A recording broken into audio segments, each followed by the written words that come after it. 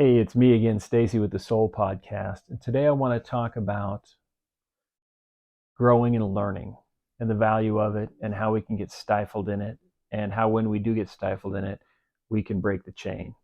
I want to explain a few things on how learning and growing works and how we get lost there. But I want to start with a quote from M. Scott Peck, who wrote The Road Less Traveled. Peck said, "The path to spiritual growth is a path of lifelong learning." This is a fantastic book. Peck's a brilliant man. If you haven't read this, read this freaking book. It's especially great if you're going through spiritual growth or you want to solidify your romantic relationships or pick the right partner. This is a fantastic book for that. Uh, Peck is gone. He died in 78. But these words in this book really rock solid. I'll share a link in the notes below. So if you want to check it out, you can check it out.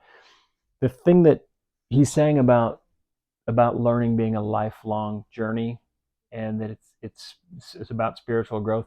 That's what I'm talking about. When I talk about learning, I'm not talking about book learning, reading, writing, arithmetic, those sorts of things. What I'm talking about is learning about our place in the world, uh, validating our thoughts and beliefs, and really challenging our thoughts and beliefs, the things that come up that we get locked into. From the moment we're born as little babies, we're sponges, man. We are just here taking in information. We're trying to make sense of our place in the world.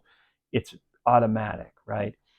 Now, imagine an analogy where each one of us, inside of us somewhere, there resides tens of thousands, if not millions, of little bitty cups.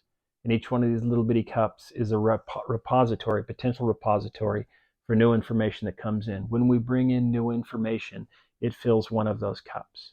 And then as time goes on, each one of those cups gets filled with a specific belief system, uh, just a general way we see our place in the world, um, our understandings of how things work. And we sometimes change them a little as we go, as we're growing, and we're more flexible about that when we're growing. But by the time we reach our mid 20s, pretty much all our cups have something in them. We have already determined some sort of belief system about almost every little thing in the world, except down to little bitty nuances, right? So the challenge we run into is this. Once we get to that point where all of our cups are full, we're now in this situation where to continue to learn and continue to grow requires challenging our thoughts, challenging the contents of our cups. We have to stop and say, is this right? And some of these are really hard to challenge. Some of them are like, oh, okay, yeah, maybe orange is not better than vanilla for a flavor for a soda. Something simple and silly like that. They're endless little cups, right? But some of the bigger beliefs are challenging, very difficult. We all know someone who's, say, strongly political, and that person is very entrenched in their belief system, and they're very inflexible about it. It's things like that, not just politics, but anything that's a strongly held belief, that when we challenge it, there's huge growth opportunity there.